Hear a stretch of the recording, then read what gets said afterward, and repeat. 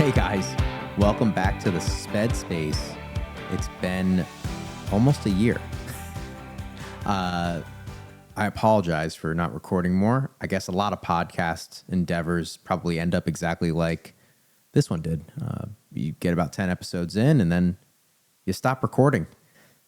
This one is a little different. I am no longer with the studio. I think they closed down, actually. I bought this package with Pod Populi. I think they're still doing services like in the world, but they closed down their studio in Greenwich, Connecticut, which is where I was recording out of. And so now I'm on my own. Also, from last we spoke, if you will, in January or February, whenever it was till now, I've got a ton more clients. So I'm just super stoked about how quickly and how large my clientele has been growing. I've been helping a lot of families, been speaking to a lot of families. So I'm really ecstatic about all that. That has been taking up a lot of my time, but looking to focus in on this a little bit more. Also, with the new location, you could see we're in a different spot. If you're watching, obviously you can't see if you're listening. I'm going to be putting this directly up on YouTube now as well. So I'm in control of the channel a little bit more. I'm in control of what gets put out. I'm terrible with social media and posting things. So in all fairness, I only have myself to blame, but that's okay. We're here to talk. And yeah, I have been been kind of lurking in like Facebook and Reddit and whatnot, and just looking for people that need help with special education questions. And I've been just answering random questions. So as I've been going through a lot of these, I thought, hey, you know what? Why don't I just take a bunch of these comments? I'll get rid of people's names and just talk about them, read them on here, and see if people may be interested in that. I don't know. Let me know if you're interested in this kind of thing. I'm going to just keep going with it. It's been a minute, so I apologize. But if you have any questions or if you want to be on the show, you can email me at thespedspace@gmail.com, I believe. I'll double check that that's the correct email. And let's get into it. So what I did here, and if you're able to watch along on YouTube, I did my best to kind of, it's kind of on top of my head there. Let me see. I'm trying to get some visuals with this. So if you want to read along, I'm going to read the comment and then go from there. I grabbed a ton. I doubt I'm going to get through all these, but basically the comments were from various, for today anyways, from various Facebook groups. I'll go and look at other spaces in the future, but basically these are parents, teachers. I didn't have any students, unfortunately, but actually one of these, if we get to it today, had student input, which is pretty important. I'll get into it a little bit more when we get to that child, but it's interesting. I mean, it's understandable why kids aren't posting, right? But it'd be really good to get their perspective on things a little bit more. So yeah, let's get into it. Hello. Does anyone have any advice on how to separate behaviors with one or more kids? I won't lie, I've been struggling really hard with this. I just got my son back 7 months ago, and he just got diagnosed with high-functioning autism along with his ADHD. We're doing med adjustment and everything, but this takes time finding the right ones. His younger brother is almost 18 months and absorbing so much of the behavioral issues, even the meltdowns. Sad face emoji. The babies recently started to mimic it, and I feel like I've failed.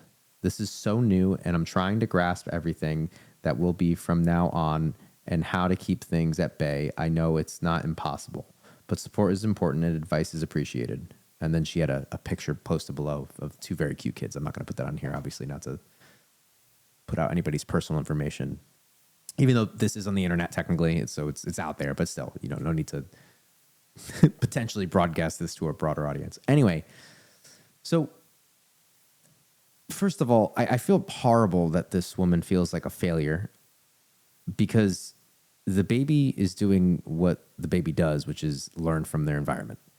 They're seeing, unfortunately, some behaviors that she doesn't want the baby to mimic, but the baby is mimicking what they're seeing, what the baby's seeing. It's a little boy. So what the baby's seeing, and that's what he's supposed to do. That doesn't make the mother a failure. The baby's just doing what the baby's going to do. So I feel bad that she feels bad about that. But obviously, I get the idea here. I get the point is she wants to make sure that the baby is not developing, you know, inappropriate behaviors or maladjusted behaviors, however you want to describe it. And so that is completely understandable. I would say the first thing is just to ensure that your kid is getting the support. So check in with the IEPs at school, check in with the what behavioral services do you have coming to the house, and then you yourself learn how to or get some support, and that's what you're doing right now. Learn how to deal with the behaviors. Learn how to work with the child. So one thing I like to think about when explaining behaviors to people, and it's even more complicated with autism and ADHD, of course, but this is the same for everybody, is I like to think of it as a form of communication. So what is the child trying to communicate? What are they trying to get or get away from or access, or what is it that they're trying to communicate to you? And then in the future, try to meet that need or address it appropriately before the behaviors occur, right? Before the big behaviors occur. Try to address it beforehand, okay? Get to it before it gets really bad. So, maybe when they get really hungry, they have a meltdown. Let's make sure they have a snack, or let's make sure they eat on time. Maybe they get really flustered when there isn't a structure in place or there isn't a schedule in place. Well, try your best to keep the environment structured and scheduled. It can't be perfect. There are going to be moments where it doesn't work. You are not a failure. That is normal life. Life gets in the way of just doing your thing sometimes, and that's normal. But it can be very difficult with someone that is that has autism or just a young child in general. So I don't know if that's helpful, but that would be my recommendation for this person. Let's go to the next one. Some of these are longer, some of these are shorter. Some of these have specific things with special education and IEPs in mind. So we'll have some of those. Some are from teachers, which are pretty cool. Oh, here we go. Speaking of teacher. Hi, everyone. I'm in my first year teaching special education, and I ran into a situation during an IEP meeting that I'd like advice on. During the meeting, I accidentally spent a few minutes discussing goals that didn't actually apply to the student because the digital file I was looking at had jumped to another student's page. No identifying details were shared, but afterwards I realized the mistake and felt awful. I haven't brought it up yet with my mentor or the family, and I'm wondering, what would you do in this situation? Should I let anyone know or just treat it as a learning experience and move forward? Side note, some of I read through all of these and kind of picked some good ones and didn't really think about them, and some of them I didn't read through them fully. So I'm not gonna get to the edit part. And I when I read this, I didn't see the family part. You should go notify that family yesterday. Okay. Listen, mistakes happen. It's all good.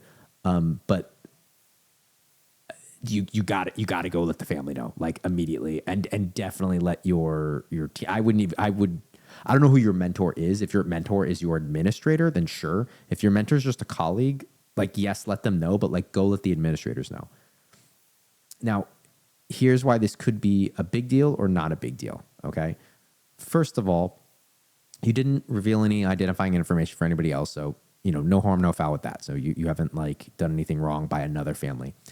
What the issue could be is, let's say you proposed goals, which, you were discussing goals. You essentially proposed goals at a meeting that you're not going to implement, hypothetically speaking, right? So if you were discussing a child's math goals and they're now, maybe operating at, maybe they're working on multiplication, then you discuss goals that are talking about solving two-step equations or something along those lines with inverse operations. The parent might be going in wow, Jimmy's doing a really good job. Just call people Jimmy if I don't have a name.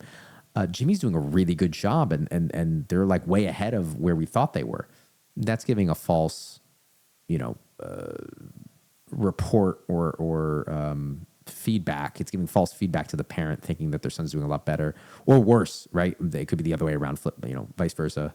They're oh wow, he's really struggling. He can't do multiplication. That's not good. So you need to go let them know right away, and you probably need to reconvene and have another meeting and discuss the goals, discuss the appropriate goals. this isn't the end of the world as long as you go and notify the family now. Go do it. But it happens. It's not the it's not the end of the world. Let's see. I'm an honest person. I don't think I can just move on. Yeah. No. Like, this isn't something you just let go. You do not just let this go. You need to go address it. You can get yourself in very much trouble if you don't. You get the district in a lot of trouble. Like, straight up, this is something you need to address. Don't let this go. If I show up to a meeting and something like this, like, I, as an advocate, and nothing was done about it, I'm gonna, it's not gonna be good. It's not gonna be good for you. But again, if you own up to it, if I was in a case, I went to a meeting, you said all these things, I thought it was weird, maybe I asked for some clarification, you didn't realize you were making the mistake at the time and you justified it, I'd be like, okay, cool. You come back later and you send an email, hey, you know what, Nick, family completely read the wrong thing. That was not your child. I deeply apologize. We need to meet and fix these things. I'd go, you know what, I thought something was weird there. No problem. Mistakes happen. We'll see you next week at the meeting. No big deal. Next one. I just wanted to know, like, does anyone's kids get to test open book or with flashcards? My daughter is special ed and has a IEP, but they said she's not bad enough to the point of meeting the criteria for that. If you're listening by audio only, by the way, I'm trying to read it exactly as it's written. If it's obviously a typo, I'll read it correctly, but just kind of reading it as is. Great, good student. She's a freshman at a regular high school, has a few co-taught classes. The rest are regular. When it comes to the quizzes and tests, OMG, forget about it. She said, Mom, I study and don't remember what I just read 5 minutes prior. Sadly, I'm the same way. She said she just doesn't remember anything she reads. I just don't know what to do. She's on the high school basketball team and all, and guess what? If she's failing, she gets cut from the team, and one class right now is borderline close to failing due to her quiz grades. I sent an email requesting, due to her learning disability and comprehension difficulties, that she be allowed to do open book testing. They told me she does not meet the criteria. So now what do I do? Thank you. Update. We got a text this afternoon from her basketball coach that since she is failing a class, she is no longer eligible to play on the high school team.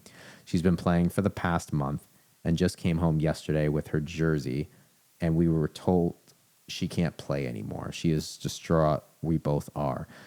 That sucks. I'm really sorry that you're going through that. I'm sorry that your daughter's going through that. It's pretty normal for schools, and I don't disagree with it, to have standards for passing classes in order to participate in sports. I think there's nothing wrong with that, but obviously that gets more complicated for our kiddos with IEPs in situations like this. So first of all, what you're asking for are accommodations, okay? So the open book or flashcards or things like that, those are all accommodations. So the first thing I would ask is, did you request these things in writing and at a special education meeting? So depending on the state you're in, it's called different things. I'm not going to go into all 50 states, and I don't know where this person is to look up what they call it. But in Connecticut, we call it a PPT. New York's called a CSE. We're just going to call it an IEP meeting for our purposes today, okay? So did you request an IEP meeting and ask in that meeting? Because that would be the first thing, because then you're creating like an official record of you requesting it, and there should be some data to go along with it. I would highly recommend, your daughter is a freshman. She should be participating in these meetings. It goes a long way. If you can ever have your kid participate in a IEP meeting, sorry, it's hard not to call it a PPT meeting. If you have your kid participate in an IEP meeting, it's massively helpful. Even the young ones, they don't have to stay the whole time, but even if they can go in for 2 to 5 minutes and just talk about their likes, their dislikes, what they like that their teachers help them with, it can go a long way. So back to this case. So she's reporting that she can't remember what she reads. You mentioned that it's a learning disability and comprehension issue. So it sounds like it's more on the side of reading skills. But I would also be curious, if she's been tested for attention issues before, something, may worth, or memory issues, may worth kind of looking at there. It also doesn't help. Not enough information. I'm curious to what class it is that she's failing. I'm going to assume it's a social studies type class because it's one that usually gives quizzes, and you're talking about reading comprehension. So I would imagine that's what's going on there. Yeah, I would go and look at her goals and her goals. I'm saying objectives because of Connecticut, but just her goals, are they appropriate? Are they addressing what she needs? Are there accommodations in place in order to help her? Does she get extra time on testing quizzes? Does she get does she know how to study? It's okay. So I study and don't remember what I read. Maybe she needs some help studying. Maybe she needs some help with the content itself. I would have her go work with the teachers. Call the teachers. Get the teachers involved. Have your daughter go and advocate for herself and work with the teachers. That's really kind of what's important and how you're going to address the issue. But I'm sorry that you're going through this. Yeah, get an official meeting from a special education point of view. Go request an IEP meeting in writing, guys. In writing. Don't just call somebody. It's if it's not written down, it didn't happen. Go send an email to the administrator or to the special education teacher. Request a meeting, or the guidance counselor if you're in high school. Request a meeting. Get in there, and then also from the general education side of things, go speak with that teacher. Go get some support from that class. Okay. These are all the long ones, like right up front.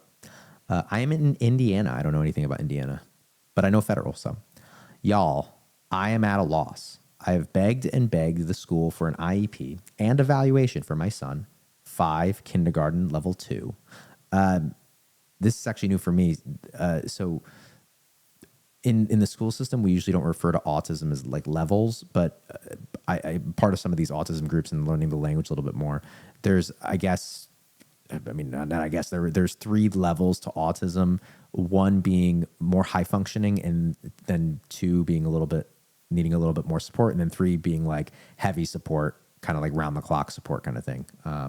So level 2 would be kind of, not the most extreme, but like more than just, they definitely need some support. Okay. So they're saying level 2 autism. The school, keeps saying no, but no official denial. It's not academically hindering him, according to the woman who does the testing. What a joke. I don't care if he's Einstein. If he needs extra support in place, then he needs it. That's true. I'm working on that. Don't worry. I know my rights. Okay, we'll get into that. But now they're suspending him from school for behaviors that only happen at school, and that he does show signs of having before doing them. Wednesday, they gave him OSS, I'm assuming that's out of school suspension, for 1 day for hitting a student. The report told me all I needed to know. The teacher isn't following any accommodations we're trying to put in place with the 504. He was forced to go to carpet time, and when a student started taunting him, he hit. He prefers to sit in his seat and listen to the lessons. Now, yesterday I got a call at 11 a.m. that I need to pick blank up, or we will be calling DCS to remove him, and you can deal with them. I was livid, because why is DCS being threatened? I did nothing. He now has 2 days of OSS. My child hit 3 students after the teacher refused him to go to the bathroom. I read the incident reports, and she said herself, I told him he can't go to the bathroom and to wait. Yeah, let's tell a child with sensory issues they cannot relieve themselves when they're asking, 2, uncomfortable, and then act surprised when they act out. That's crazy. They told me the next time it happens, he would be expelled. I replied that it wouldn't be happening because they were going to give him an IEP, and we would be signing those forms and taking it to mediation next. I'm tired of being walked all over, being in a young mother. They've got the right one today and every other day about my child. They've got the right one today. I'm not sure about that. And every other day. I have him in play therapy. He graduated speech and OT. When we're working on getting him an ABA, just waiting on insurance. Then he starts half days there. But they're trying to get him out of that school and not deal with him. My son came home telling me I need medicine to act right. Who told him this? Now I'm real hot and I'm sick of these schools failing our kids. Is there any more I can do? I'm working with an advocate. I'm advocating for myself and trying to get him an aid as well. And I can't work on these behaviors at home because he does not have them. The child they're describing is the one I've never met. He does not act out, hit, yell, or anything like that at home. This is just at school. TIA. Thanks in advance for any advice and support. Okay, a lot in here. I don't know how many I'm going to do today, but this one's going to be quite a bit. So I'm just going to take this paragraph by paragraph because I would need to read this several times to kind of get a timeline here. So let's start at the beginning. Y'all, I'm at a loss. I've begged the school for an IEP and evaluation. Okay, so first, right there, you're saying your son has level 2 autism, meaning that's not typically something that's evaluated from a school level with levels. As far as I'm aware, if anybody out there knows, I would love to, please educate me. But I believe that would have been a medical evaluation or an evaluation that was done outside the school. Okay. So what that means is that he has a disability, like on paper, you have one. There is something called Child Find, which is part of IDEA, the Individuals with Disabilities Education Act. And that requires schools, and I'm assuming, let me backtrack. I'm assuming this is a public school, which is, I'm just assuming this is a public school. I'm just a little confused about some of the things that were said here, but I'm going to go with the assumption that we're talking public school. Districts have a responsibility to provide or to enact Child Find in their district, which means that districts have a responsibility to seek out, find, and evaluate students who have a suspicion of a disability to see if they require special education services. So your son, right? Son, yes. Yeah. So your son absolutely has a disability, has autism, right? So there is no suspicion he has a disability, therefore they need to evaluate him.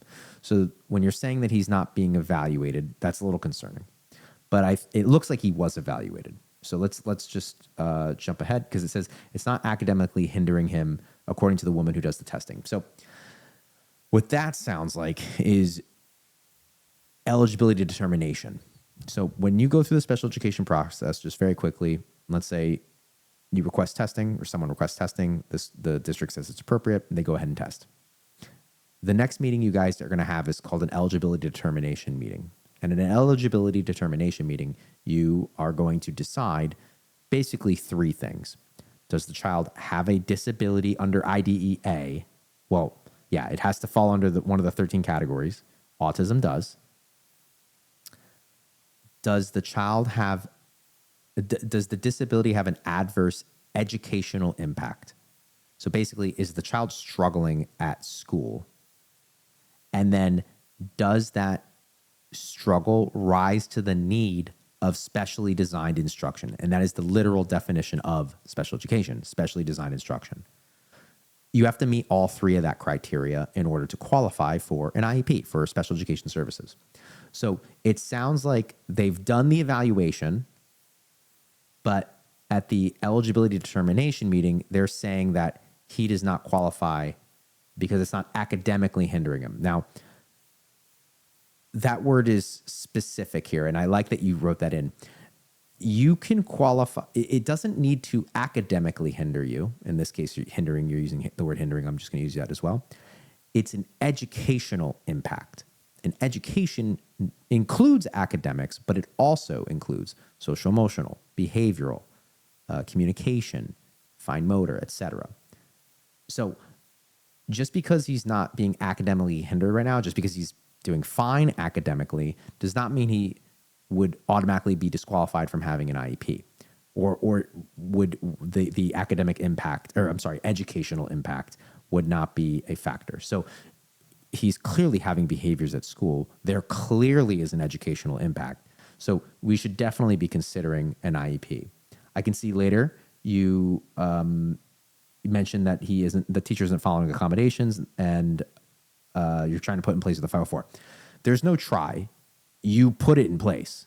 If you have a 504 and there's an accommodation in the 504, there is no try. Either the teacher is doing it or they're not doing it. Now, maybe they need some support and some education or some training on how to provide an accommodation, but there is no like they need to do it. They legally have to do it. Okay, so yeah, if the teacher's not following accommodations, they definitely should not be suspending them. If this is truly what's happening, right? So if they, if they're saying, yeah, he's not to sit at the carpet, or he's allowed to sit at his seat during circle time, and this kid hit somebody else in circle time when he should have been at a seat, then yeah, no, he shouldn't be suspended. Now, that's not to say that given rapport and experience that we shouldn't try to offer opportunities to the student to try to sit at circle time. But if they happen to lash out and have a big behavior, they shouldn't then get punished for it because there was an accommodation in place that they shouldn't have been doing it, right? So it's not the worst thing in the world that the student was invited to come to circle time. If he was told to go there and didn't have a choice, and then this happened, I mean, yeah, that's definitely a problem. The bathroom thing, I mean, if it happened exactly the way that you're saying it, I don't like it. Obviously, I told him he can't go to the bathroom and to wait. If I was a teacher and I was in this situation, I probably would definitely wouldn't speak to the kids like that, and I probably would have worded it differently to the parent. I would say something like, "Yeah, the bathroom was occupied by another student, and your son needed to wait." I mean, if it's true, right? Or I was in the middle of giving instruction and I was done in 30 seconds, and I needed them to hear the rest of instruction. And I have it set up that if the kids have an emergency and they have to go to the bathroom as an emergency, they let me know with some kind of signal that we have set up. Something along those lines that would be appropriate for the child to be able to communicate that, like, they need to go to the bathroom, okay? But yeah, I told him he can't go in to wait. What are they waiting for? That's not fair. I get that. But yeah, your kid's hitting other kids. That should be pretty easy to get an IEP. I would just call another meeting and be like, yeah, he's hitting other kids. Like, what are we going to do? You have to, yeah. It looks like you're already working with an advocate. So, best of luck. But if you recognize this and you need some help, feel free to reach out. All right. Curious if anyone has experienced anything similar. Last March, my son, 9 at the time, 3rd grade, level 2, high functioning with severe ADHD, had an incident at school where someone threw a pencil at him and he had to have emergency eye surgery, which then led to a second surgery in September. Wow, that sucks. We have had an overabundant amount of trips back and forth to the specialist. He had 20/20 perfect vision in both eyes. He is now blind in his left eye and starting to struggle with his right eye, being its focusing extra time. Due to these, he has missed a lot of school. They weren't worried about it because he was very ahead and showing skills between 5th and 8th grade levels. They weren't worried about it. This year, he's not even gone to school for a month since it started in September. He's traumatized beyond measure for brick and mortar, understandably. Yeah, and I agree. We've tried a hybrid, and we're trying homeschool, though, through the hybrid option. Problem is, it seems like he's 5 years old all over again. He's having uncontrollable emotions. He's barking and meowing and growling and not wanting to talk nearly as much again. All of his food regression has come back. He has nearly forgot how to write. He can't spell simple words anymore. Was reading and writing at an 8th grade level as a 3rd grader. It feels and seems like all of the progress we made and everything he learned is completely gone, and I'm at a loss of what to do. We were doing so good, doing sports, being social, advancing beyond any of us thought possible, and now he won't even go outside. Whew. I'm sorry. That's rough. Definitely the first thing is I would want to make sure that he's in therapy, right? Like, is he getting some counseling services? For sure. This is tough because you have multiple things going on. You have autism, you have ADHD, you have a 10-year-old, a child, and you have a traumatic experience. So you're dealing with a lot of things here, right? And it's important when you're working with kids is, first and foremost, they're a kid. So this is, first and foremost, a 10-year-old boy. But obviously, things like trauma and autism and ADHD are going to complicate, getting back to where you were and moving on. I do a lot of sports and I train black belt in jiu-jitsu. I'm opening a gym actually. And one of the things I've learned about getting hurt is the mindset of trying to get back to you where you were is not the best one. Now, it's very difficult for a child to understand this. I think it's very hard for adults to understand this. But you just have a new limitation or a new set of abilities that you just have to work within. Now, that doesn't mean that you can't, quote unquote, get back or even surpass where you were, but I think a better train of thought is like, this is your baseline now. This is where you're working from, and let's just move forward, right? You want to get some skills back, but they're not happening right now. You just got to take the time, to relearn them. So I would do that. The school's not worried. That seems ridiculous. I would be extremely worried. I mean, I guess I wouldn't be worried so much as like academically, but I'd still want him to keep up with his practice of skills. Just because he's performing at a high level doesn't mean that those skills won't deteriorate if you don't continue to practice. I mean, not to bring it back to a working out example, but I think it's pretty.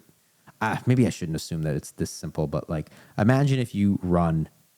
That I think that's a universal thing, right? We all agree that running is pretty good for you. Don't go crazy with, I know it can be high impact, all that stuff, but hypothetically, doing some kind of cardio workout on a daily basis is good for you, right? 30 minutes of walking, running, swimming, biking, whatever, it's good for you, right? Now, imagine you do that for years. You have great cardio, et cetera, et cetera. And then something happens like what happened to this gentleman, this young boy, and you get hurt, you have to have surgery, and you can't do that activity for months at a time. Your body's going to not be in the same shape. It's going to get worse. It's what's going to happen. So, those skills are going to deteriorate. And so for the school to just be like, yeah, he's fine, don't worry about it. A little concerned with that. I definitely would have probably advocated as his teacher to get him some support right away. As far as the last part, where he won't even go outside, that very much is, there could be so many things with that. It could be trauma. It could be a routine thing. I mean, you're talking about somebody with autism. It could just be, it's so overwhelming to go outside. And then now the routine is that you're staying inside, and that can get really complicated. I would highly recommend you get some professionals in there. And honestly, I mean, the school should be paying for all this too. Like, I hope you have a lawyer and whatnot, but the district, I should say, should really be paying for this. Guys, let me just off on a tangent super quick. It's really important when you're talking to these districts. I really think that language is important. So sometimes I see parents getting hung up on the school itself, but remember, the district is what makes a decision.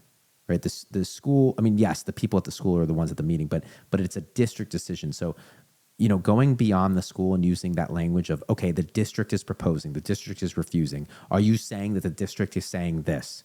Right. It first of all, it makes the individuals at the table not feel attacked, but then it also reminds the administrators of the table that you're holding the district responsible, not necessarily them. And if you need to go through mediation, or that was mentioned a little bit earlier, filing a complaint, all these kind of things, you're already setting it up that it's at the district level. I can get more into that another time if people have questions, but yeah. Sorry that you're going through this. Next one. While I work in special education, as a parent, sometimes I can't think clearly. My son gets direct social work services per his IEP. He is only seen during lunch in a group, and he never eats his lunch on these days, making the afternoon miserable for him and his gen ed teacher. Introspection deficits. Not to mention his loss of socialization opportunities when he's not in the lunchroom. If he refuses to go during this time, is it just him refusing services, and we're SOL? They're unfortunate. Can I request he is not seen at lunchtime? What about learning center minutes during his free choice time in class? This is the one thing he looks forward to about school, and now LC wants to see him at that time. LC is learning centers? Lunch group? Lunch? I'm not quite sure. Okay, yeah. Well, yeah, I mean, I'm dealing with a few cases right now with safety in mind, and eating lunch is kind of falling under that. There are basic needs that need to get met. He needs to be eating his lunch. So if we're implementing a service that's preventing him from eating his lunch, then we can't do that service. Now, with that being said, I mean, I think that he's only ever seen during lunch in a group. I mean, I'm assuming this is a social like lunch bunch, and maybe we need to emphasize that he needs to eat during this lunch bunch. But if it's not working out, yeah, you just go request it. I mean, that should be an easy one. Go request for him to meet another time.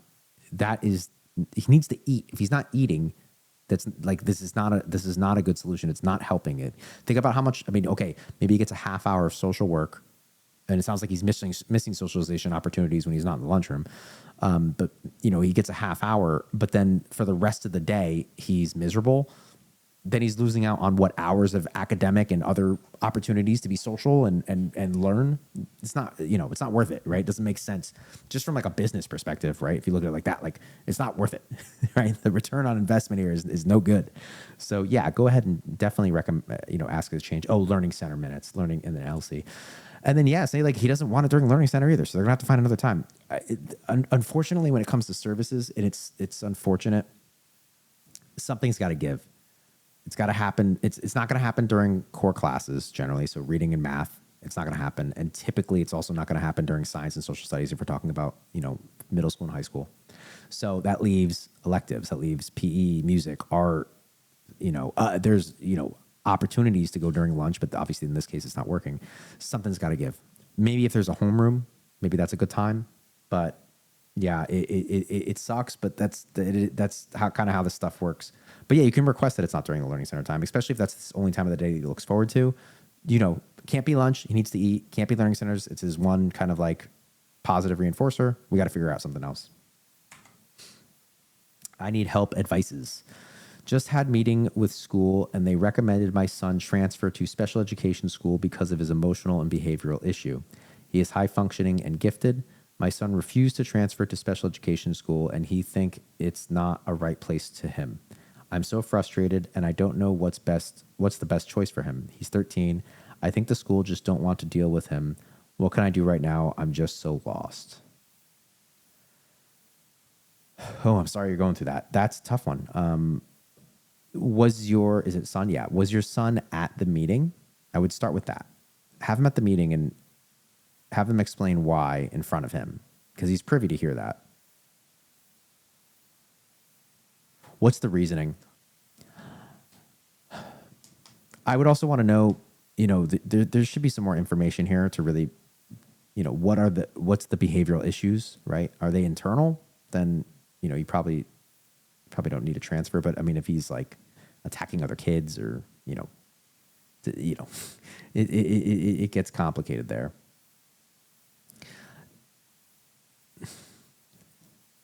I mean, here's one thing I do say to parents often, and I'm definitely a proponent for kids to be educated in the least restrictive environment. And what that means is,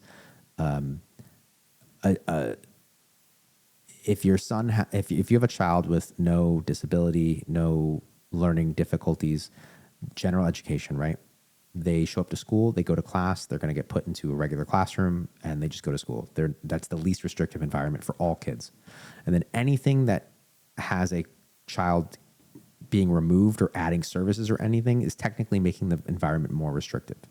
So this is obviously more restrictive because he would be going to a special education school. He would be going to a different school. That would not be what a typical peer, a general education student, would be going to, okay? So I'm a huge proponent for least restrictive environment, but there's nuance with everything. If the school's recommending that he be placed in this other school, assuming that it's a good school, why not have him go there? when they're recommending, when a district recommends that a child go to a different school, they're saying they can't educate him. Now, I get what you're saying when you're saying they're just trying to, they don't want to deal with him. I mean, maybe that's true, but do you want your kid with people that don't want to deal with him?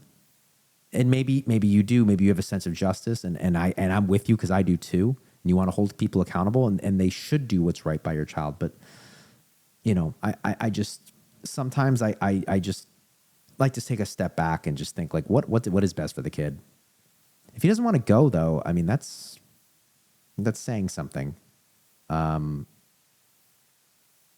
would if you haven't exhausted options within the current school, I would definitely get him more involved.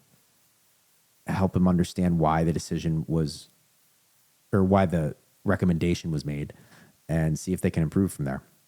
But I mean, I would consider your options.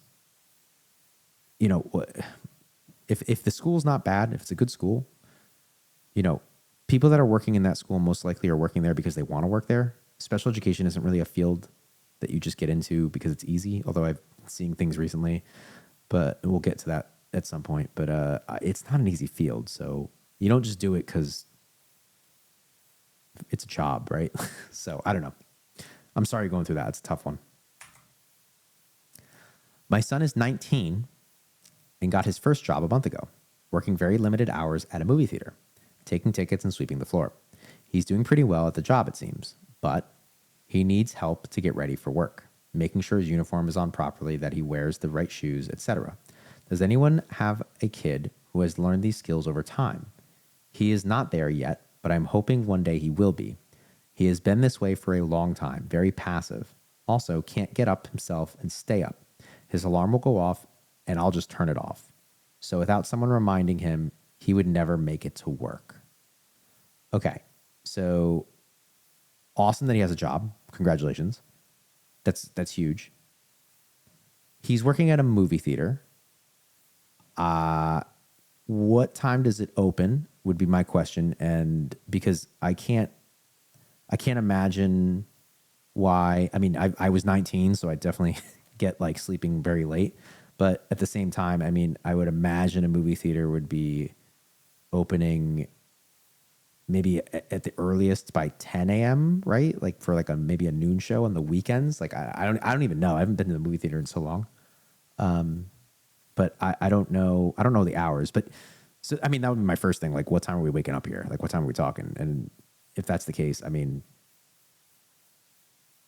I would want to see if he's on a schedule, right? So do we have people that learn these skills? Absolutely.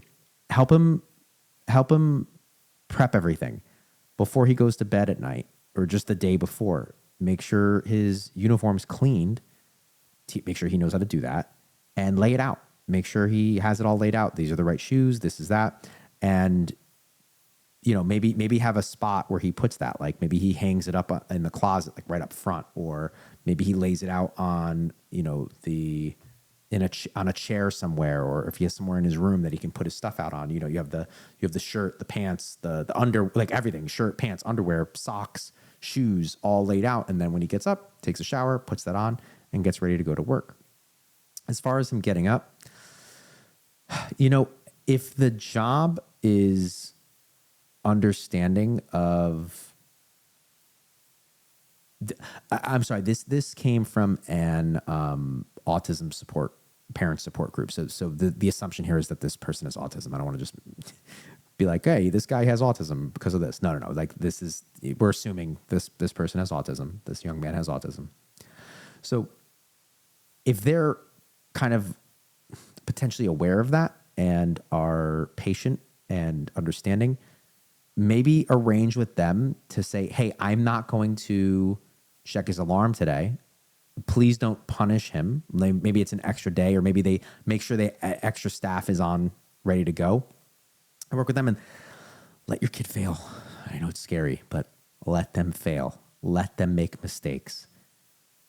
People, kids especially, but people learn from their mistakes, or hypothetically speaking, that is how we learn. We have to make mistakes in order to improve. So let them be late. Let them miss the day, right? And let there be a consequence. if you speak with the boss and work with them, make sure it doesn't result in him getting fired, but come up with some kind of solution, come up with some kind of consequence. I don't know, but let him fail. Let him, if that's an option, right? If you can arrange that where he won't actually, don't get fired, right? But do something like that. But I would say schedule, put everything out the night before, give him the tools to succeed, and help him set those things up over time. So you're not doing it for him, because right now he's not learning. How do you structure your pair schedules? Ooh, this is a fun one. For example, maybe people won't care about this. My teachers out there might. How do you structure pair schedules? For example, do they stay with the same student all day or rotate on a cycle? Monday, student A, Tuesday, student B, Wednesday, student C, etc. Or do they split their day? Student A every morning, student B every afternoon, or something different? Currently, we do AM, PM schedules, but would love to hear ideas of other schedule systems. Trying to balance between consistency for students and the implementation of their plans and preventing burnout of my pairs, especially with those who work with our tougher behaviors. Yeah, it's tough. Comment below, teachers. Let me know what you guys do. I was a para, and I was a special education teacher, so I've been both. I've been the person that has been doing these schedules, and I've also been the person that's like scheduled these schedules. So I kind of get it from both perspectives. I despise the Monday, Tuesday, Wednesday one, right? So like what that means is I would be with Jimmy on Monday, Sally on Tuesday, Fred on Wednesday, et cetera, et cetera. Don't like it. It's not enough to gain a rapport with the kids and have success. I mean, I guess hypothetically, you're talking about bigger behaviors here, right? So if they were all really good kids, they're all good kids, excuse me. If they were all really easy behaviors, then that's not as big of a deal. I still don't like it because you don't really get to know the kids that well. But we could be flexible with that. But if we're talking about like significant behaviors, don't like it. My favorite one was the student. Well, okay, let me clarify. My favorite one was the all day one when I happened to work with a child who was. I'm not bragging here, but it was a young lady who was difficult with everybody else, and her and I were good, and I had her all day, and she was like the easiest kid in the world, but she was a terror for all, at least, I'm not gonna say she wasn't difficult at times, but she was like pretty straightforward. It was pretty easy to work with her, and we had a great working relationship, and she trusted me and I trusted her, and she grew a ton. So like I loved that in that case. But if I had to be with some of my kiddos that had a lot more behaviors, I would not have liked that. I like the AM PM schedules. And specifically, let me get a little bit more detailed. I like the AM PM schedules when I am paired with another strong para, or you pair two strong pairs together and give them the autonomy to work together, right? One of my really good friends growing up, him and I became pairs together, and we got to switch the same kids in the morning and the afternoon. So he would have student A in the morning, and I have student B in the morning. And then we'd flip flop, and I would get student A in the afternoon. He gets student B in the afternoon, and we were like locked in. Like, I mean, when we made the transfer, he would give me like, hey, we did this today, did this today, did this today. He would tell me all the work they did, all the things that maybe set him off, whatever, right? So then I would know not to do the same things with him, right? And I would know, oh, shoot, like he had a rough morning. Let me take it a little bit easier today. Like, oh, he's been rocking it. Like, okay, cool. I've been waiting for an opportunity. Let's go do this with him in the afternoon. And then vice versa, right? I can let him know like, hey, watch out for this, this, and this. Or like, hey, we didn't get a chance to do this yet, and he's been really waiting, like really excited for it. He definitely earned it. Go ahead and give that a shot. It's a good, I think that's really, really good personally. And that does prevent some burnout. I would say burnout, I would say you should do 2 years max with the same kid, and then you shouldn't work with them anymore. That is more of a bigger burnout that I'm concerned about rather than the day to day. If somebody's burning out day to day, you got to get them with another kid. Like just straight up, you got to make some changes because it's too much behaviors. That is. How are we doing on time? Oh, we're good. I'll do a few more. quick drink of water here. How do you teach preteens with level 1 autism to be grateful for what they have? Every day, my daughter complains about everything. What came out of her advent calendar or whatever someone gives her or going places, I'm exhausted. I was always taught to be thankful for what you get, but she hasn't picked up on this. I use think it, don't say it, and always say thank you, but it's not working. I'm not forcing her to like things, but literally every time she fusses about things. I'm about to not get her anything but gift cards for the holidays. This is another example of, is it autism or is it being a preteen? You know, the autism probably makes it more complicated as far as changing the behavior. But this seems like a pretty normal, relatively normal behavior for a teenager or a young, a pre-teenager. Yeah, I mean, I would. There's more, I have more questions here. Like, is she doing this in front of other people? That would be a little bit more concerning. But if she's just doing it to you, whatever you're doing isn't working. So I would try something else. You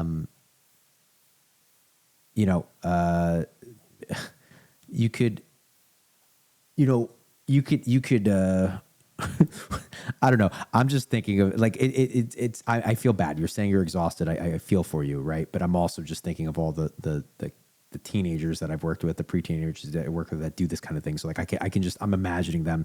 And honestly, like maybe a response could be, just go along with it. Like next time they're complaining about something that's like maybe a little bit more reasonable, like just complain with them. Be like, yeah, that sucks. Like just hear them out. Let them vent. I don't know. Try something different.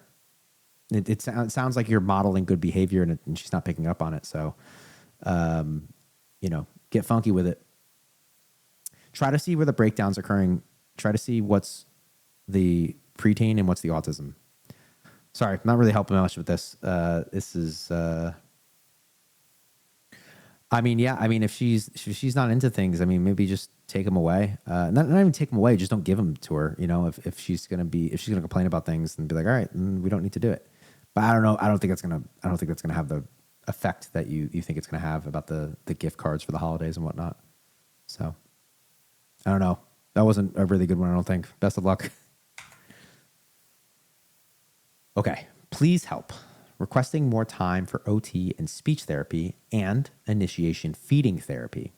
I have a second grader who performs very well in math and other academic subjects in the general education classroom. However, he struggles significantly with social and functional skills.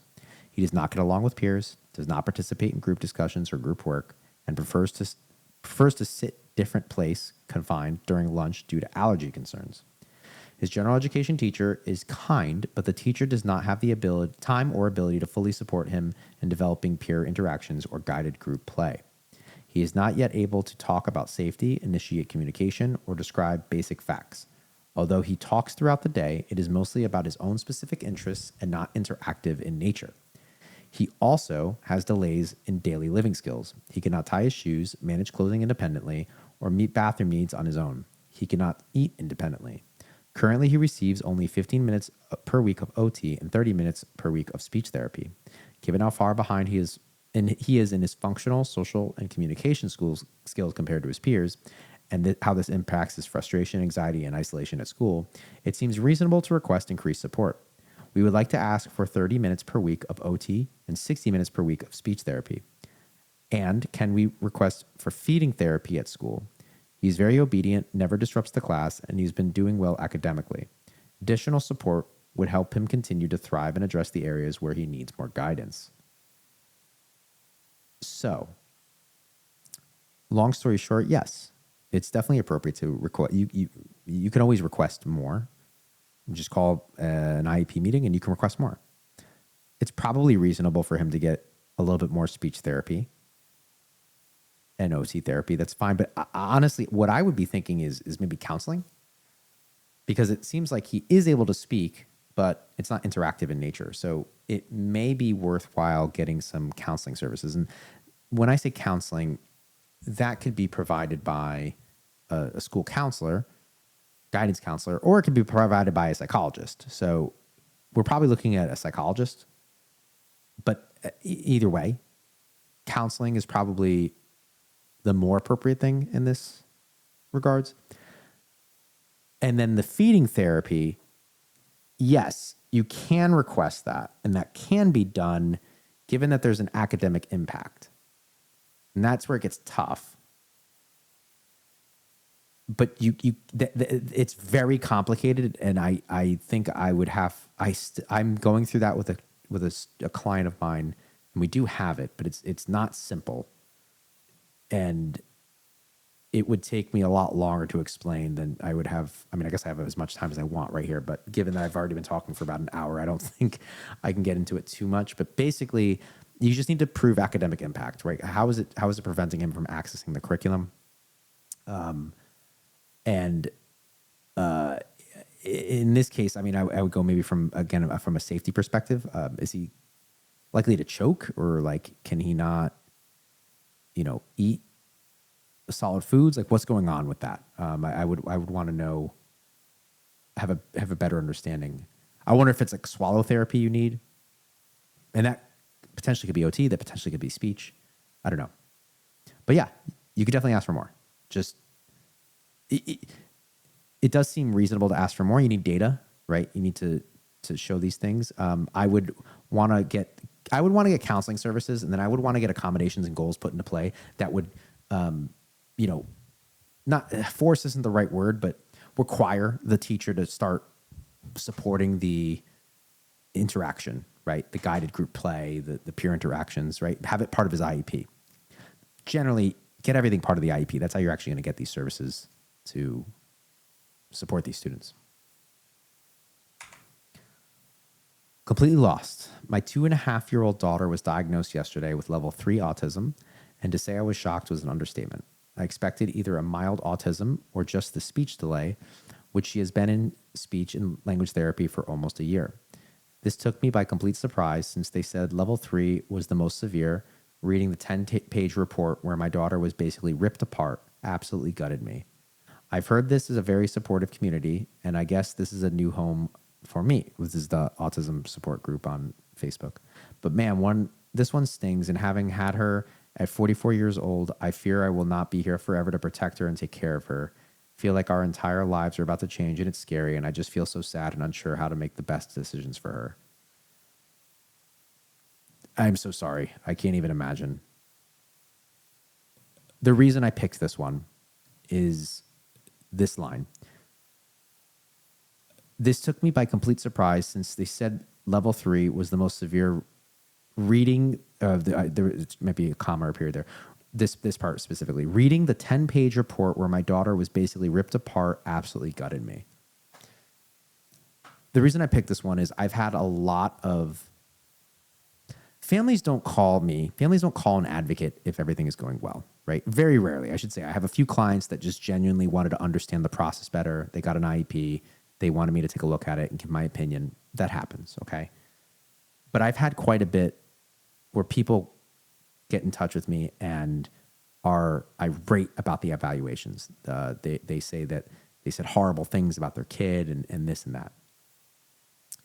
I personally have never seen an evaluation that I've never agreed with a parent on their assessment of an evaluation when it comes to ripping, quote unquote, ripping apart their kid or something along those lines. Evaluations are factual to the point and what is actually happening. There should not be opinions aside from clinical interpretations of the data, which is your child can or can't do this, and based on this score is likely to struggle with things like this because of historical data and comparisons to other people that have similar scores and similar diagnoses and whatnot.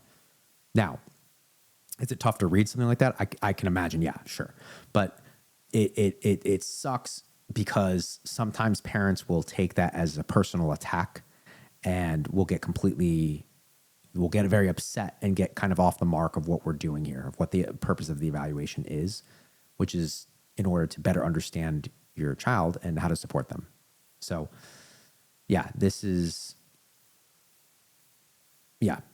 I'm sorry for the whole thing, but the reason I brought that up, yeah, is these evaluations again are supposed to be factual. Now, if they're not, then for sure you have something to talk about, and I'm sure that happens. But I've been doing this a long time, and I've never seen anything like that. Yeah, and believe me, I've seen bad evaluations, and I've seen things that we had to kind of go into, but I've never seen someone giving like, your kids, like just saying that your kid's like not a good person or thing this or that. Another thing I remember happening is a parent was very upset that a pair wasn't doing what they were supposed to do in an observation and evaluation. And I had to explain to them, this evaluation, this observation is about your kid. And the only time the pair is going to be mentioned is when they interacted with your child and there was a response from the child, or if the child ignored the para, right? So just again, these evaluations are they should be hypothetically, and in my experience, I've never seen one that isn't factual in nature about the child in question.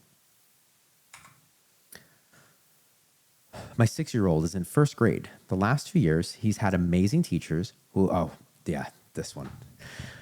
My 6-year-old is in first grade. The last 2 years, he's had amazing teachers who have been able to help him manage his classroom behaviors. He is on the spectrum with severe ADHD. This year, he's getting more and more daily bad behavioral reports.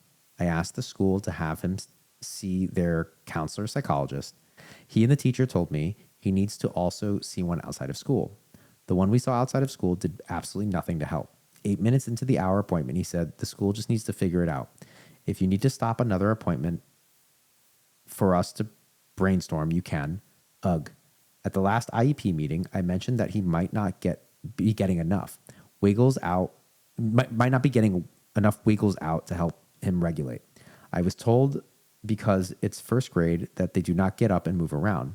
I was astounded that I had to point out that my son is not a normal first grader, that he needs a lot more time to get his wiggles out throughout the day, or it does turn into bad behaviors and bad choices. I told them at home we have a small trampoline and a kid-sized stationary bike, a boxing bag, and that he runs laps. The special ed coordinators state that they could probably put a punching bag up, really, of all the things. That's actually pretty cool. It's been over a month and nothing has been done. He's having more and more bad days. That did not happen the last 2 years. I tried reaching out to his teacher from last year to see what she did to help him. Great. I've left her a message twice and have not heard anything back. Not great.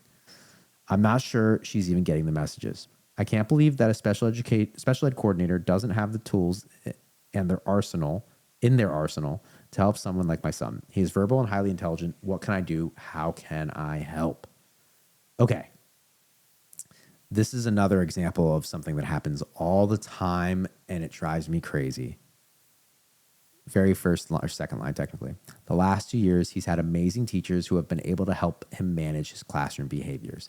I guarantee none of those classroom management techniques made its way into the IEP. And here's why. They weren't a concern because those teachers were awesome. It's the catch-22 of having a great teacher. You have a really great teacher one year and everything goes smooth and your kid's making all this progress. And then the next year, you have a teacher that maybe not even that they're not great, but they just don't have the same skill set as the current teacher or the previous teacher. And all of the accommodations that previous teacher was doing, all those management strategies, never made it into the IEP. So the new teacher now, unless they communicate, have no idea what to do. And now you get daily behavioral reports. This happens all the time. When you're having a good year, parents, please, and teachers, you could do this too. If you're having a good year with a kid, call an IEP meeting and go get those accommodations put into the IEP. Get the classroom management strategies, whatever you're doing, get them put into the IEP because it will require the teachers or the paras or whoever, the district, if you will, to provide those supports. It's critical. So definitely do that.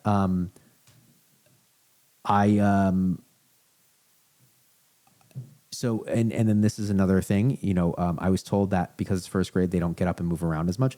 I mean, and then you were astounded that you had to point out that your son is not a normal first grader. It's true. They're going to get older, and the academic rigor is going to go up, and the opportunities to move around is going to go down. Now they're still in first grade, so they should definitely have opportunities to get up and move around. But yeah, that's normal. That's unfortunately that's normal. I don't know.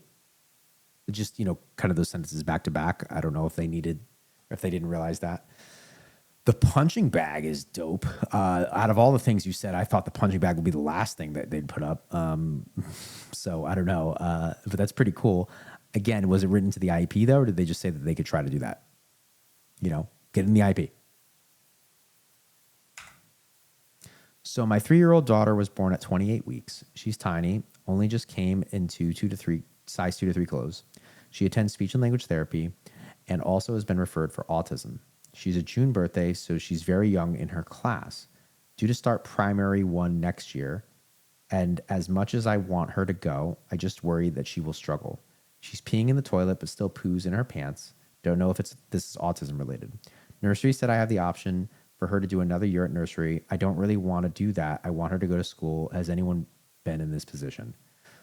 I think I looked up like primary 1. I guess that's like the equivalent of like kindergarten, I guess. If you're not sure if it's autism related or not, it doesn't really matter. She still can't go to the bathroom yet. I don't know why. And she's very young in her class. Just keep her back a year. There's so many things to consider when, having this happens all the time. I deal with this with parents all the time. Do we keep a kid in preschool, or do we move them on to kindergarten, or in this case, primary 1? If they're not there yet, if they're not ready and they have the opportunity to stay in preschool, just keep them in preschool. It's another year for them to get older, stronger, bigger, more mature. And if she's not potty trained yet, it's another year of her to get potty trained where it's in an environment where it's more acceptable to not be potty trained, right? Because it's not, it's not. I mean, it's not appropriate at that age, right? Just to be blunt, it's not appropriate at that age to not be potty trained. So it's, if you have the option, I would just take it, especially because she's young. Also, that's going to help her just like academically, right? She'll be a year older. It'll be easier for her to pick up reading and other things that they're learning at that age. She'll be bigger, right? She was born small. She's tiny. She'll just be bigger and be able to handle the movements and hustle and bustle of a young kindergarten, primary 1 classroom. So I would say just wait. I have an IEP meeting next week for my son, my oldest child, and I feel lost. They sent me his reevaluation and review prior to the meeting, and they say they're going to request he move to a 504 plan. I just don't feel like I agree with it. I also don't feel like he's receiving all the services he could be, located in Pennsylvania. Hey, if you need help, I mean, I work in all the states, but I have Pennsylvania clients, so I am getting a little bit more familiar with the Pennsylvania process, if you will. Okay, so a reevaluation means that the child already has an IEP, right? You have an IEP meeting next week. They have a reevaluation review. So you have an eligibility determination meeting again, a re-eligibility determination meeting, essentially.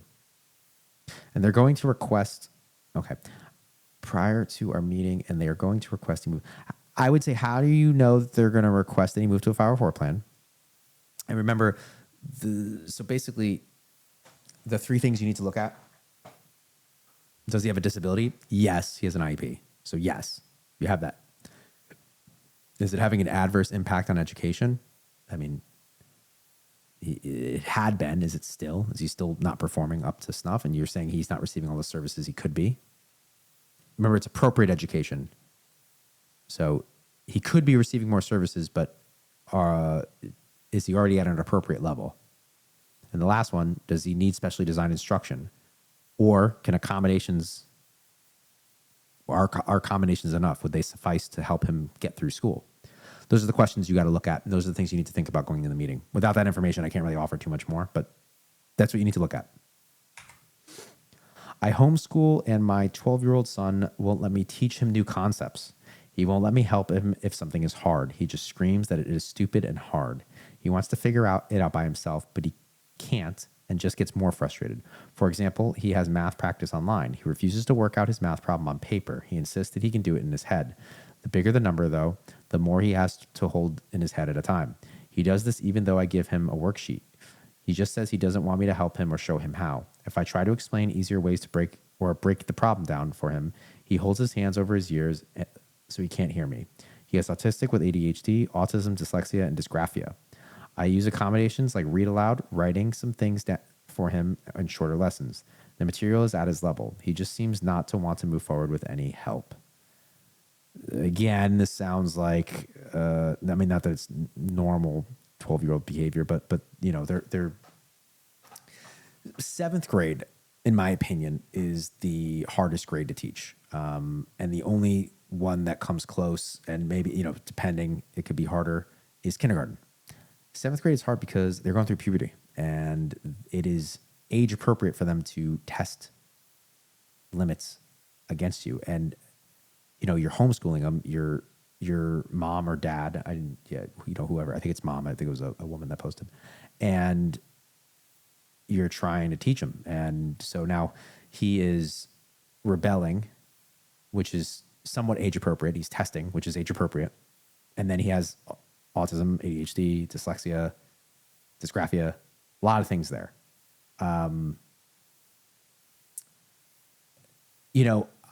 I don't know. I've never homeschooled before. I've been in situations like this before. And it's simply, when it comes to math, you have to write things down. I just won't even accept your work. So I don't know. I mean, he can get more and more frustrated, or he can write it out and, get the problem.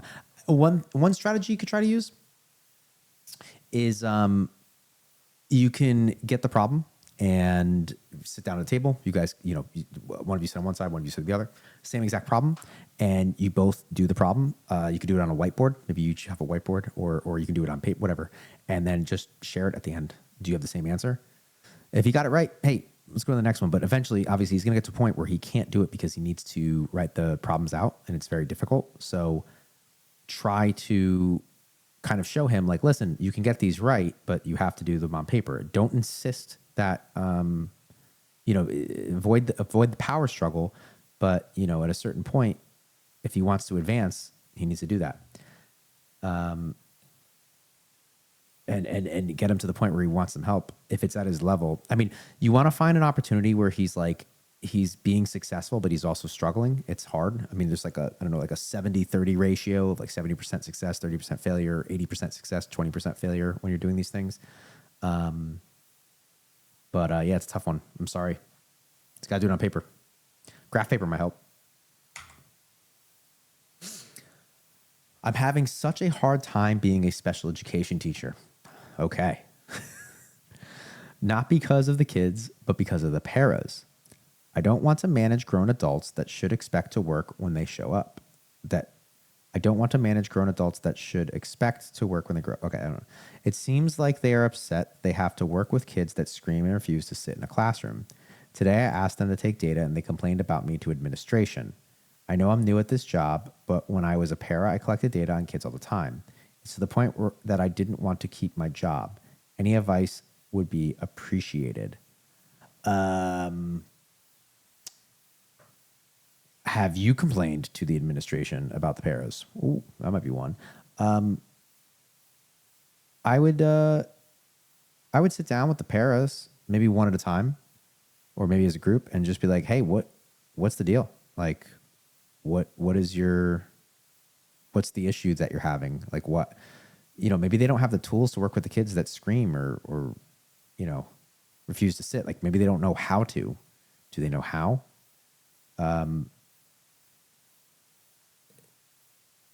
Yeah, but yeah, like if they don't want to work, I mean, I would just, there's some things we need to find out first. Do they know how to work with these kids? A paraprofessional they're critical and super important. but they're also the least trained in the building if they're newer or just never received any training. Depending on the district, when I very, very first started, you didn't even need to have a college degree to be a paraprofessional. And they've changed that, at least in the district I worked at. I don't know if I actually genuinely don't know what the requirements are like at a federal or state level, if there are any requirements. But now at least you need a college degree. But I'm pretty sure, I would imagine there are probably states or districts where you don't even need that, right? So are they even aware on how to do these things? But yeah, I would talk to them one-on-one, try to just connect with them, just like you would do with the kids. It sucks, but it's also your job too. I hate to break it to you, is to manage the paraprofessionals. But yeah, if they're not going to do their job, like listen, they're not another kid. They're an adult that's getting paid to do a job. And if they're not going to do their job, get them out of there straight up. Right. But see if they are needing the help first before you just jump to that, because it's hard. It's a hard job. Curious to know everyone's thoughts. Oh, okay. These are some Sped teacher questions. This is my first year in Sped, and I feel like a ghost, no pun intended. Going from Gen Ed to Sped resource. I knew would be a change. Okay, it sounds like this person was a Gen Ed teacher before. However, I like my students, and However, I feel like my students and I are overlooked on everything. The only time they're recognized is for negative behaviors, and not to mention there is no team like I had in general ed. When I ask a question, I'm told to talk with my mentor, which is at another school. I'm never told about anything that needs to be done until after it's due, such as benchmarks. It's different in Sped versus Gen Ed here. I love my admin team, but I feel overlooked right along with my students. They've started noticing as well. Yeah. I'm kind of confused about the model, because you're saying it's different from Sped versus Gen Ed here with different benchmarks. So I'm wondering what level of Sped classroom you're in, like if you're in a kind of a functional class or something where they have different requirements, maybe an alternative assessment type of class. So I'm not sure quite how to approach this, but from a professional standpoint, from a teaching standpoint, I'm going to just speak bluntly, and I'm not trying to brag or I have a big ego when I say any of these things, but I very much, maybe because I had so much time as a para before I became a teacher, but I very much knew that you need to establish yourself as one of the teachers. And as for special ed, the kids, depending on the grade that you're in, and I would say anything from middle school or younger, high school, they kind of get it at that point. But middle school and younger, they kind of don't understand what you do. English teacher teaches English, math teacher teaches math, social studies teaches social studies, science teaches science. What are you doing, right? Special ed, what are you doing? And it's weird to them. They don't get it, right? So you have to have a big personality, and you have to kind of go with the flow. When I was teaching and kids asked me what I did, and I didn't think it was appropriate at the time to tell them I was a special ed teacher, because that would mean that every single kid that has me would now be labeled as quote unquote special ed, which, while there's nothing wrong with that, it's not lost on me that is used as an insult, and kids get made fun of for that. And they're, it's not something they want to be associated with. So I'm not going to make their lives harder. I'm the everything teacher. I teach everything. And it was true, because I co-taught. So I went into math, I went into English. I was always checking in on science and social studies to see what my kids were doing. I'm the everything teacher, right? And I help kids with everything. So that's what I do. And I made a presence, and I was a presence at all times. When the bell rang, I'm in the hallways. I'm high-fiving all the kids. I'm checking in on all of them. I know all their names, not just the special ed kids, right? Not just the kids that receive special education services, all the kids. You become friendly with all of them. And I also never missed, unless I had an IEP meeting, right, where I was told I had to be somewhere, I never missed team meetings ever, right? I was never like, oh, I need to write IEPs, I can't go to that. I made sure that I went to the team meetings, right? I was part of the team. The team was not just English, math, social studies, and science. It was English, math, social studies, science, and SPED. I was part of that team, you know? So you got to get yourself involved. And it sounds like you've taught before, so just get yourself in there. Make the teachers see that like you're part of the team. And also, I mean, I don't know what your situation is, but like if you're co-taught or you have opportunities, work with all of the kids. Work with all of them. Obviously, you're responsible for the kids with IEPs first and foremost, but work with everybody. You know, it's nice to go help other kids with things. You know, and it establishes yourself. It gets yourself in the community more. People know who you are, so it's helpful. But get in there, make a difference. Be a presence in the building. You know. All right. Yeah, I'm just gonna keep going. I just grabbed a bunch of these today, and you know, if you're still listening, leave a comment below and let me know what you're thinking about this. Is this a good option? Is this a good video or podcast, if you will? I really need advice. I feel so defeated. My son has autism. This year at school has been so hard. He's got bullied so much that he honestly feels defeated. The principal of what the school is being helpful. The principal of what this, okay. The little girl has got suspended. My son came home with bruises, a broken heart, and it honestly affected his behavior so much this year.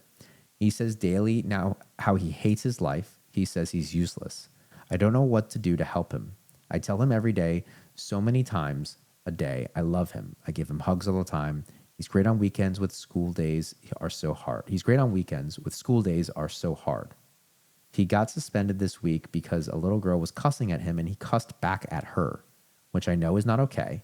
His teacher got onto him, but I truly believe this teacher just does not like my son because we have had previous problems already. He said she just kept on yelling at, and he had enough. He walked out of class and walked to the office without permission. They suspended him for it. I truly don't know what to do. This is the hardest thing, hearing your son say these things. I'm really sorry, you know, your son's going through this and you're going through this.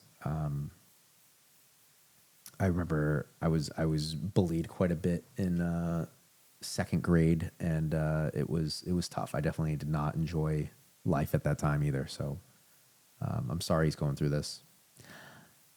You know, I was kind of taken aback when you said he got suspended for cussing. Not that that's okay, but you know, I guess it depends on what you're saying when you say cussing, right? There's levels to that.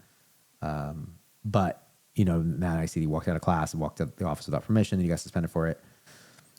It seems kind of extreme. I wonder if there's something being left out here. I also would want to know the grade. I don't know. Did it say like? Yeah, I don't see a grade here. You know, I think it's pretty mature of him to just leave the situation if he's, you know, if he had enough and just walked out of class and walked himself to the office. I mean, not good to walk out of class without permission, but if you're going to, I mean, you're going to the office, it's kind of a good place to head to. You know, especially if he's gonna cause other problems or have behaviors that he doesn't want to. I think it's a pretty mature thing to do. I would be celebrating that more than punishing him for it, but definitely need more context. I'm not quite sure what you're asking about. I guess if he's still getting bullied, I mean, you could try to.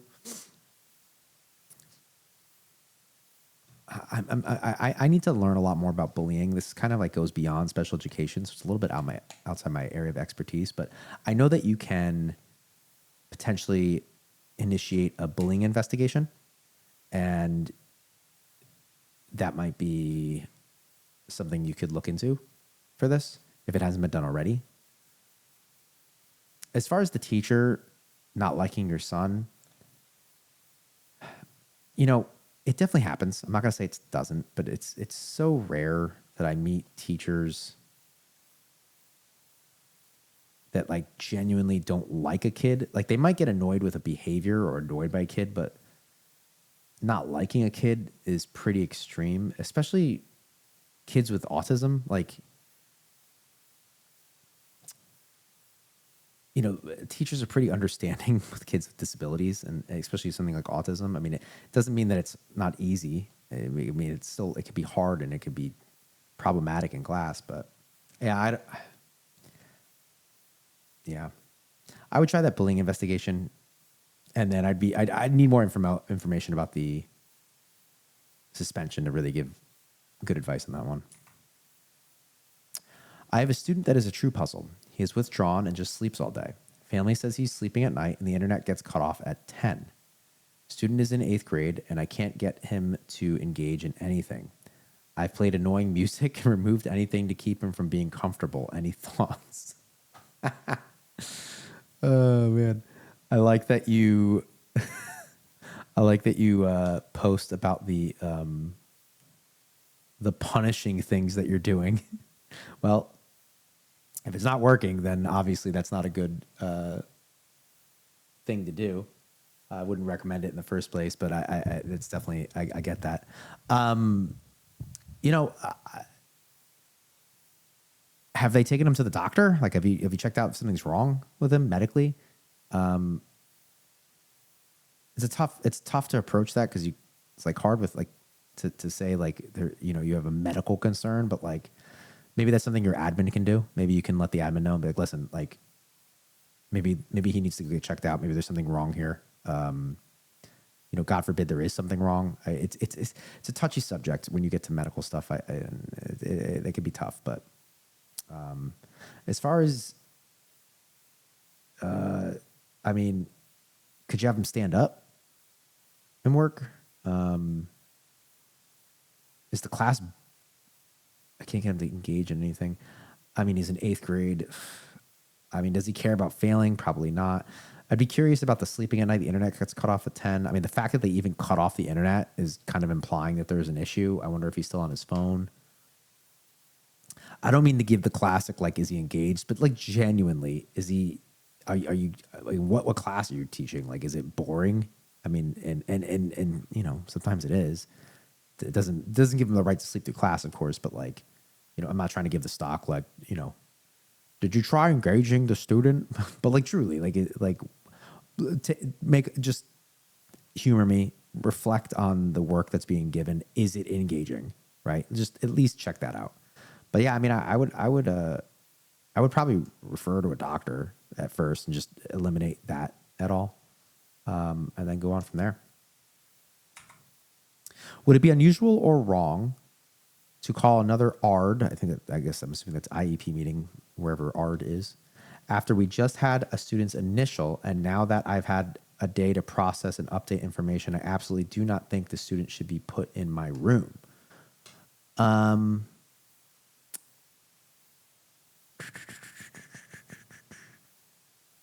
There's a lot to unpack with that.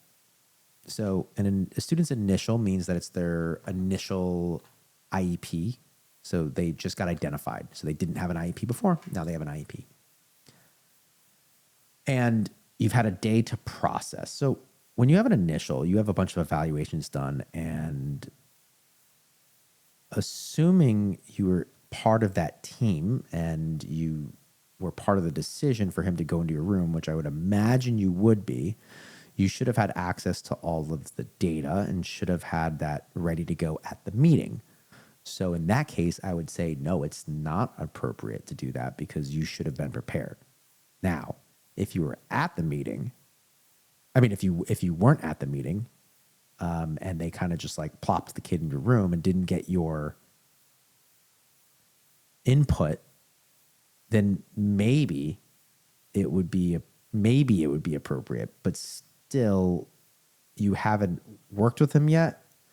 I would say it's probably definitely not appropriate. Like you work with him first and see what happens. But I mean, yeah, if you were part of the meeting, if you were part of the decision, no, it's not appropriate. Like you should have spoke up. You should have read the data. If you were missing data or something and like you didn't get a full picture, then yes, like yeah, if a decision was made and there wasn't a complete set of data before the decision was made, absolutely, it's completely reasonable. But if you had access to that information, or the team had access to all the information and they made a decision, you like work with the kid first, like see what happens. I mean, yeah, the only reason why this would be appropriate is if you were not given the data and you were part of the meeting, or there was incomplete data. That's the only thing I would say. But otherwise, no, suck it up. Sorry. I currently have a student who is aggressive about almost everything. They will become aggressive, smacking, kicking, throwing items, spitting, and take their clothes off anytime they don't get what they want. They don't want to do any tasks, even simple ones, with one-on-one support. They have an individual social story and a token system. I've tried many things with them. I praise as much as I can. I handle the behaviors the same way each time, and have been consistent with my language for months. I feel like a bad teacher, and it's affecting my mental health. I am tired of getting beat up every day. I'm sorry that you're going through this. However, I handle the behaviors the same way each time and have been consistent with my language for months. Let me tell you something. Whatever you're doing is not working. I like to give things 2 weeks. Try something for 2 weeks and be consistent and be thorough and do it every single time. And if you don't see any changes, or if it's getting worse, then obviously it doesn't work. And if you do see improvement, then just keep going. But if you're trying something for literal months, it's just not working. Has an FBA been done, a functional behavior assessment? I would start with that. Call a meeting, get an FBA in there. You're getting beat up. I am so sorry to hear that. I highly recommend joining a jiu-jitsu school.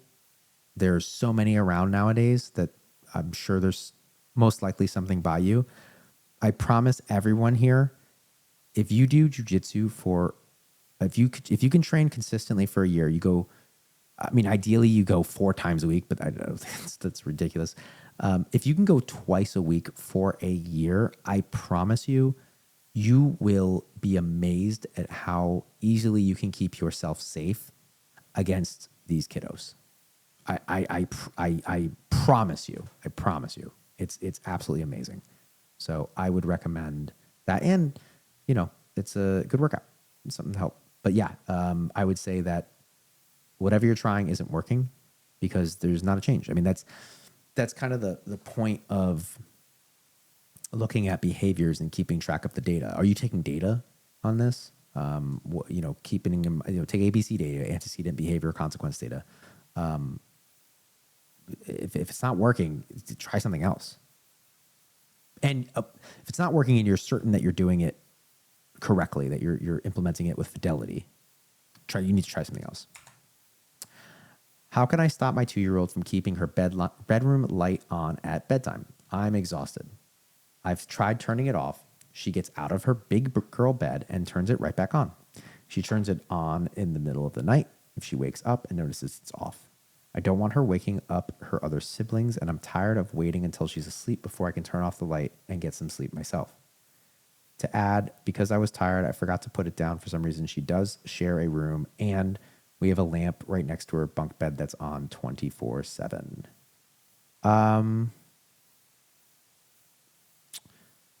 Well, you could go down to the breaker and cut the power to the light in the room. And you could do that whenever you're ready to go to bed. That's one option. You could take the light bulb out.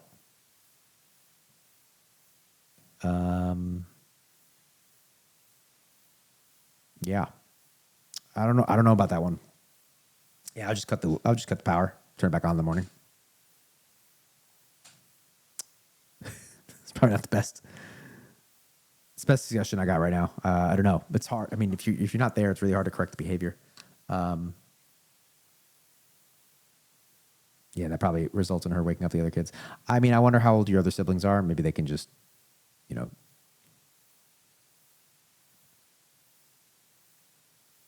I don't know. It's a tough one. I would cut the power. I need advice. I just left an IEP meeting where they told me they will be taking away my daughter's OT services. I signed a do not agree. They told me they had 10 days to respond. My daughter can't even write on normal paper at this point, and I need help. Is there anyone you could recommend I reach out to you in the state of Illinois? I do not have any clients in Illinois. I just left an IEP meeting. Maybe you could be my first one. I just left an IEP meeting where they told me they will be taking away my daughter's OT services. So I would want to know what kind of IEP meeting it is. Was this an annual or was this a review revised? It was the middle of the year, because that does change things.